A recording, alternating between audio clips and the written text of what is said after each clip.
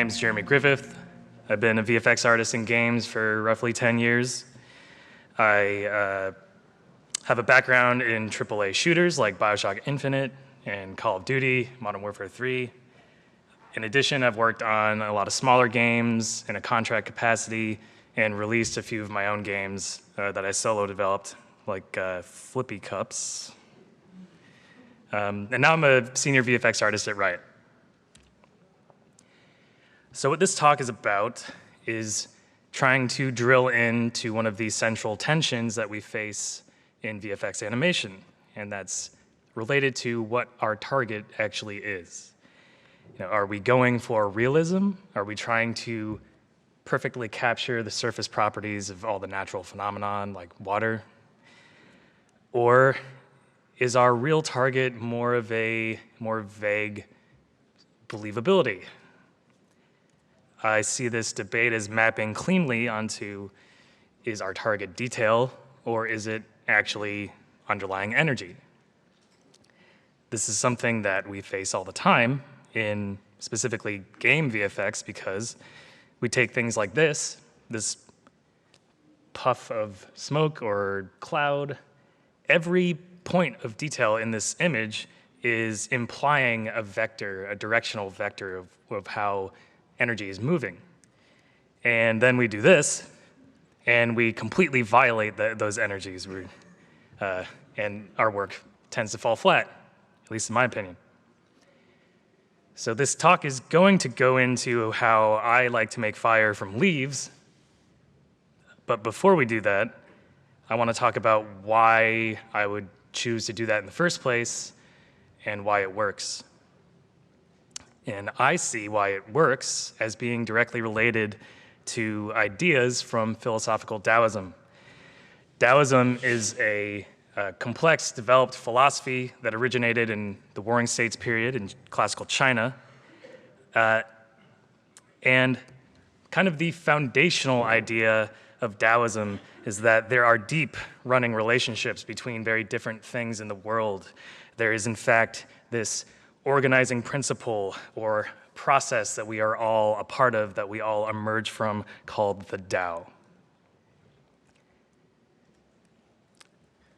So what this talk is going to attempt to do is trace the relationship between these ideas from Taoism and world art history, and how I am going to argue that it can be applied to VFX animation and help us with our work.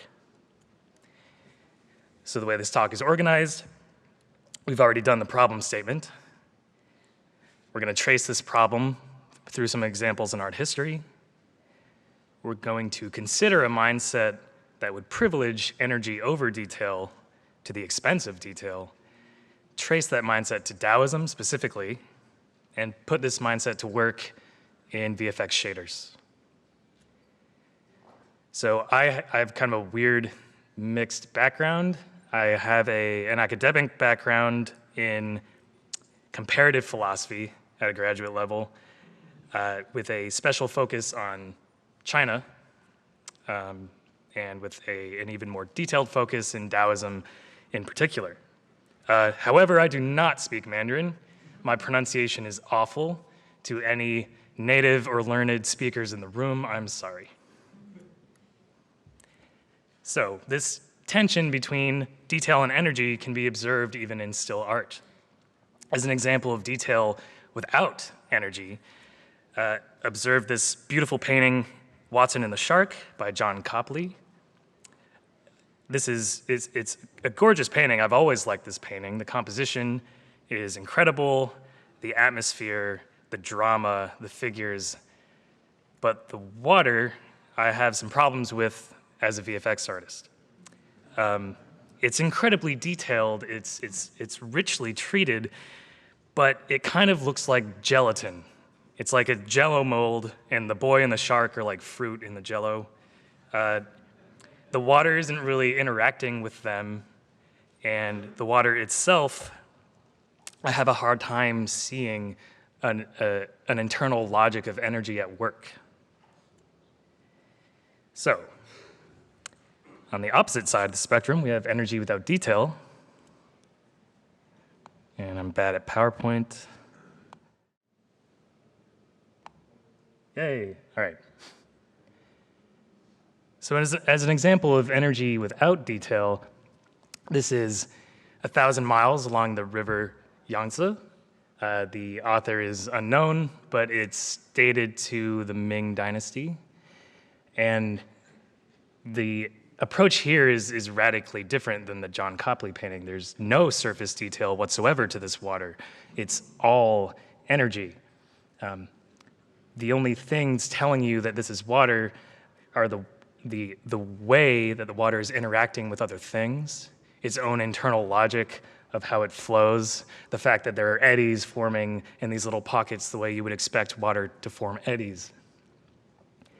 The artist here has eschewed all detail in favor of energy. And I find that very, very compelling. I'll just leave it.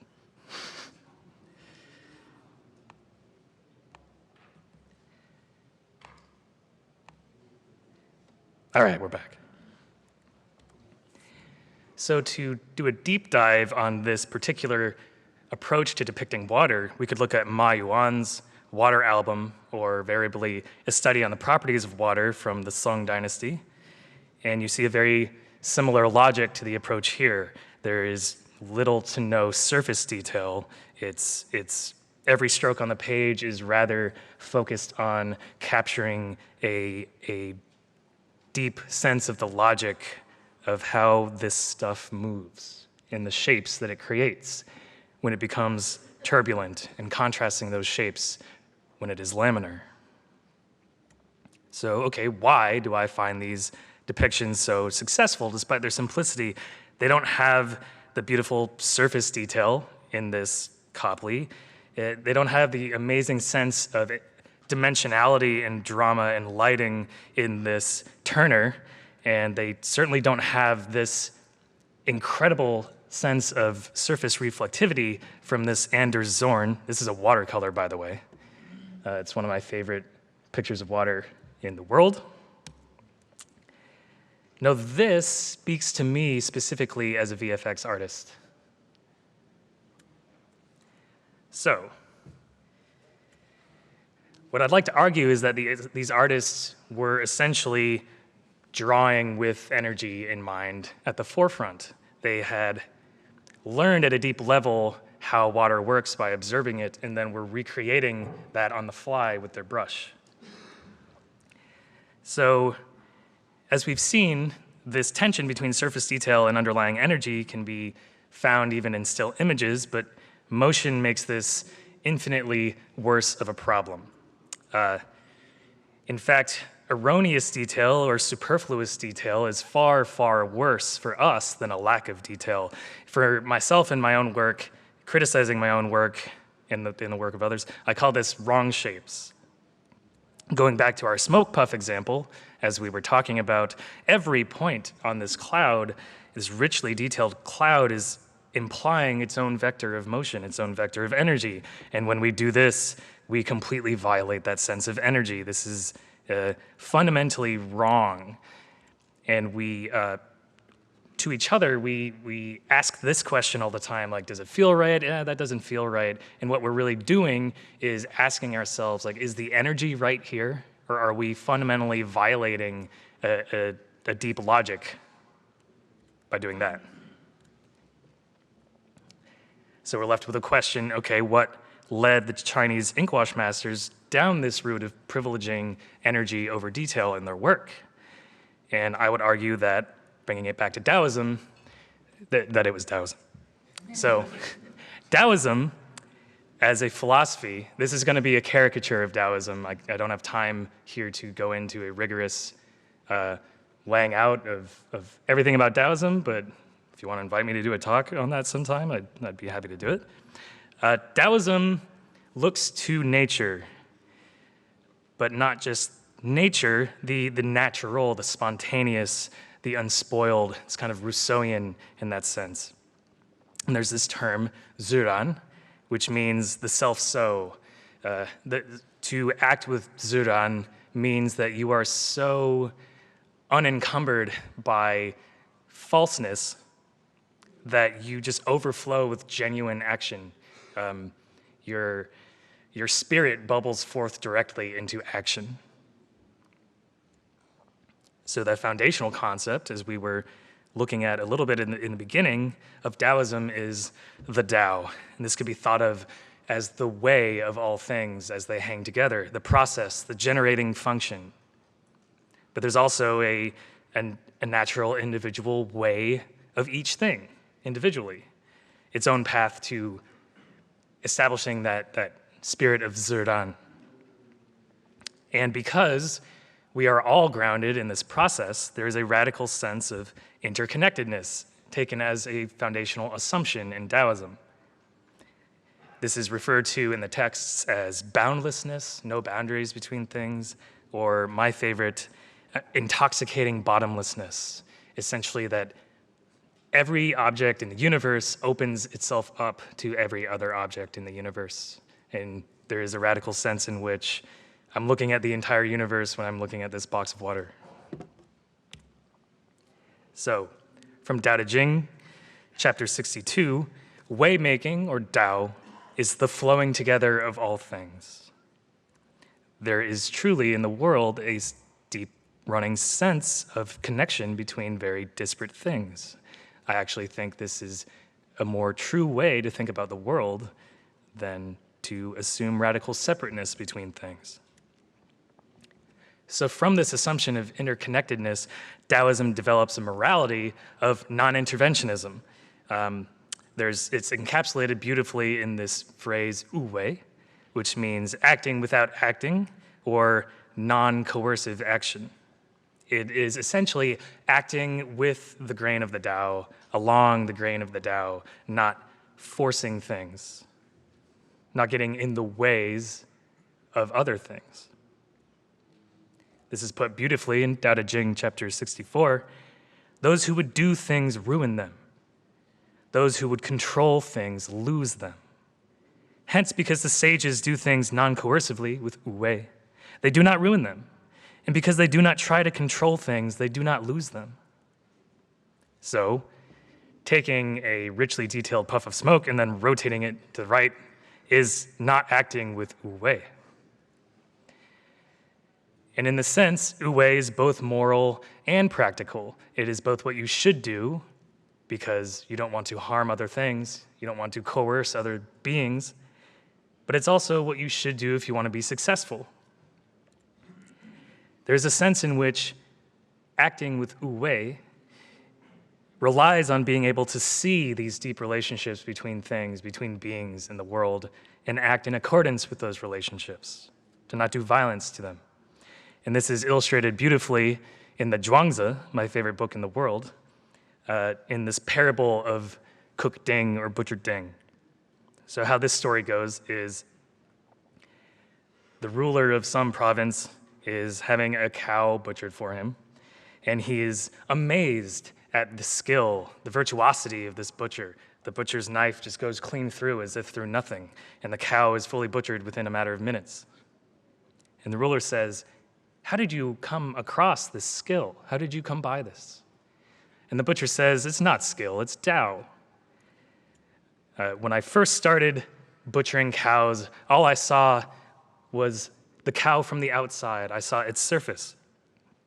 But as I butchered more and more cows, I stopped looking with my visual eyes and began to see the deep structure of the cow and how it relates to the universe with my mind's eye. And so he just follows the Tao through the cow." And this is from a famous illustrated book of the Zhuangzi, which I highly recommend. It's very popular in both Taiwan and China. It's highly, highly recommended. So the butcher has learned to see the deep relationships between things. He has internalized the Tao in a way that helps him do his work. In this case, it's the Tao of cow, but we can extrapolate this to other things. We can extrapolate this to aesthetics. So if you want to be a Taoist artist, what you would do is internalize the way of your subject. such that you can capture it with Wuwei without doing violence to what it is trying to do naturally on its own. This is put beautifully in this book, The Great Image Has No Form, by Francois Jullien, as being used by the universe to depict itself, rather than trying to represent the universe from without. And he didn't just make this up as some French guy. He drew this encapsulation of a set of ideas from the writers themselves, or the artists themselves, from their writings, such as Guoxi. So, to put a pin on it, if you create art with Wuwei, letting a subject ring true with its own ziran, then the Tao itself can shine through. In essence, you're not getting in the way of your subject like with erroneous detail or superfluous detail. And the artists that created these depictions of water that we're considering in this talk absolutely had these ideas in mind. To drive home how ubiquitous these concepts like Dao, Wuwei, and ziran were in the culture, consider an amazing phenomenon, scholars' rocks. So scholars' rocks are rocks that are thought to portray the Tao, in a sense. They're like a shadow of the Tao. They are records of energies as they traced the course. And then you can find them on desks, in gardens. There's even this painting called Mifu Bowing to a Rock by Guoshu, which shows how deeply ingrained this idea of venerating the Tao as you find it in the world to be. Okay, so what the hell does this have to do with VFX animation? So, just like a scholar's rock, every static structure in the world is actually a record of energy flow. Leaves are a record of the energy as it flowed through the growing leaf. Just like a scholar's rock, a leaf is a record of energies flowing through the Tao. So, how do we make use of this? I personally see a deep connection between the shapes in leaves and the shapes in fire. So, stepping through this quickly, removing some of the detail of a leaf gets us access to kind of a more general truth about how they grow. It is essentially unlocking energies hidden behind the specific details. And then we can build that detail back up with motion and with logics, internal logics. This is an offset internal logic of leaf. And then we can overlay an internal logic of fire, which is really just a gradient of heat and fuel. And then clamp it, bring some interior detail back with multiply and apply color. And that's how I make fire from leaves. This works because I truly believe there is a deep relationship between the forms in leaves and the forms in fire. And because static structures are records of energy flow, we can gain access to those, but we have to remove some of the detail that would otherwise be erroneous and superfluous in what we're trying to create, in this case, fire. So, a usefulness of this approach is getting intraparticle motion, which is a type of detail that works much better in motion than taking static detail, like in that cloud, and moving it around like this. However, we also can't do that with this. That's probably even worse. So, working in this way kind of pushes you into a different workflow. It's less about sprites, rotating sprites around, and more about meshes as paths for the energy to move. And the benefit of this is it's extremely flexible.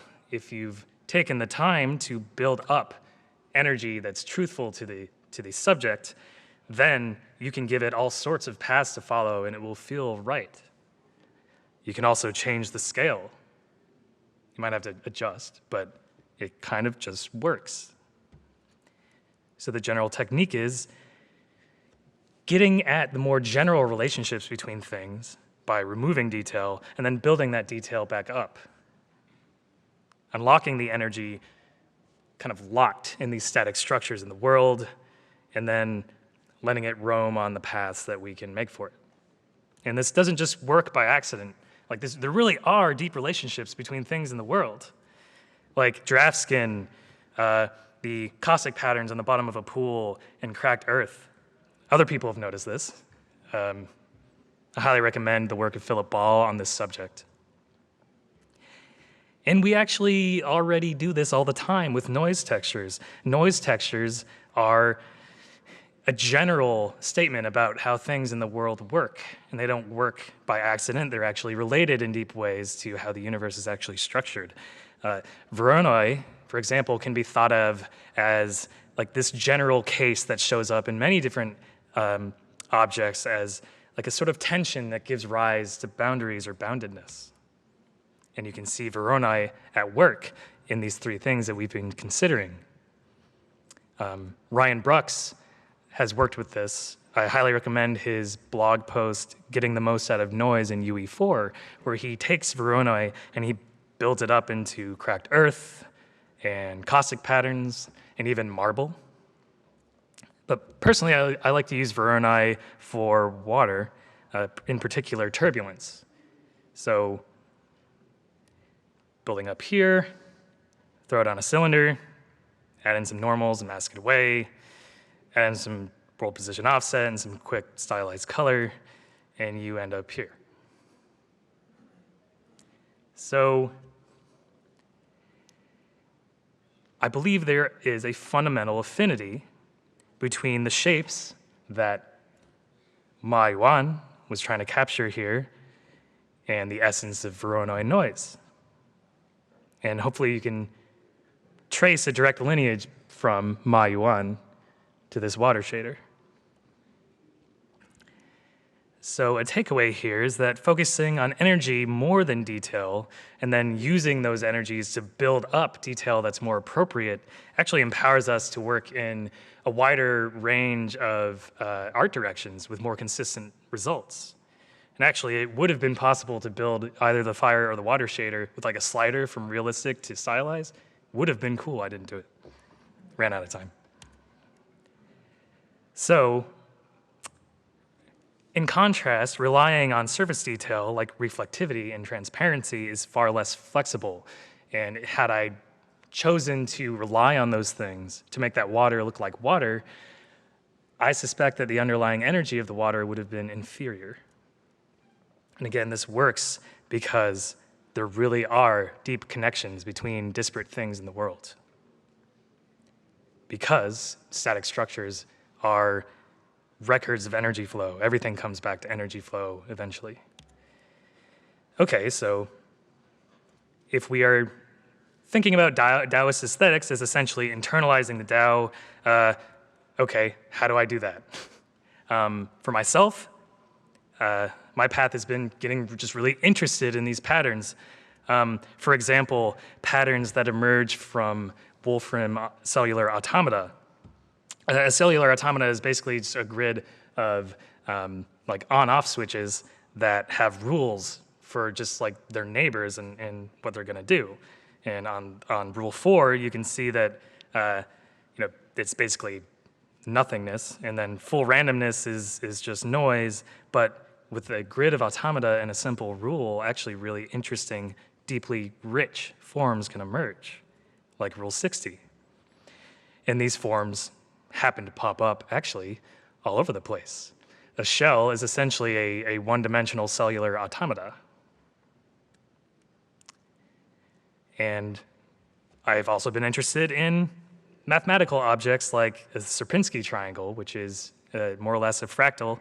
It operates on this simple rule, and it turns out that even a Sierpinski triangle shows up on shells.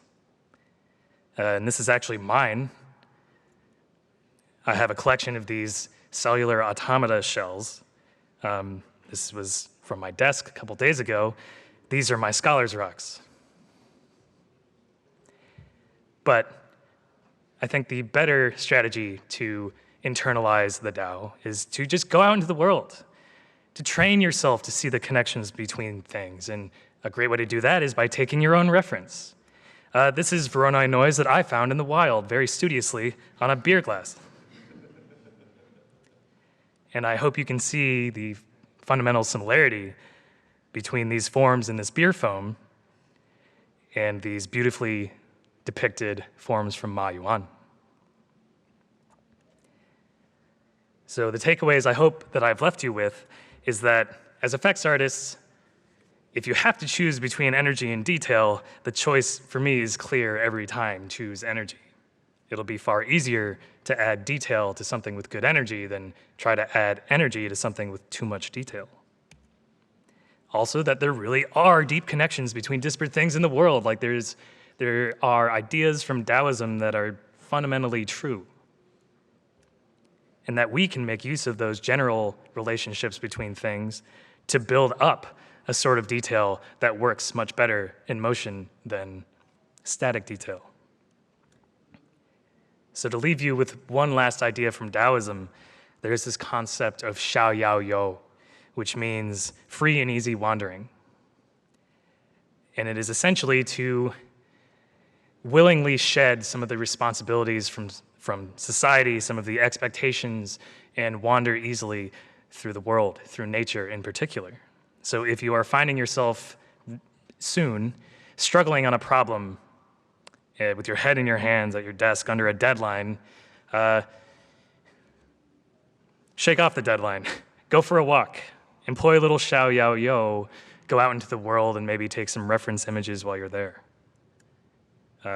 These are some suggested readings: the Taoist classics, Tao Te Ching and Zhuangzi, 2 books by Francois Julienne that are directly related to aesthetics, the Patterns in Nature book by Philip Ball that I mentioned, and that awesome Ryan Bruck's blog post, Getting the Most Out of Noise in UE4. Thank you.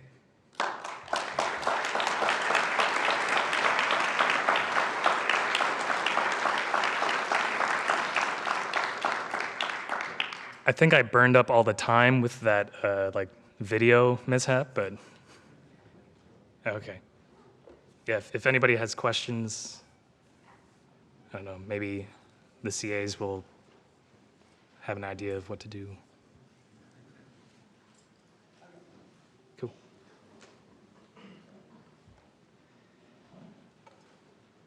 Oh, do your evaluation, please. Thank you. Hey, Jeremy. So I like to think about things pretty mathematically. I was wondering if Daoism and mathematics talked to each other much at the time, I guess? That's a good question. I don't know of anything in the source texts, but within the intellectual history of China, ideas from Daoism played a strong role and interacted with other strains like Tiantai Buddhism and Chan Buddhism, Zen Buddhism. And these schools tended to be more rigorous, so there might be something there to look into, but I don't know off the top of my head. Okay, thank you. No problem. Cool. Seems it. Thank you so much, everyone.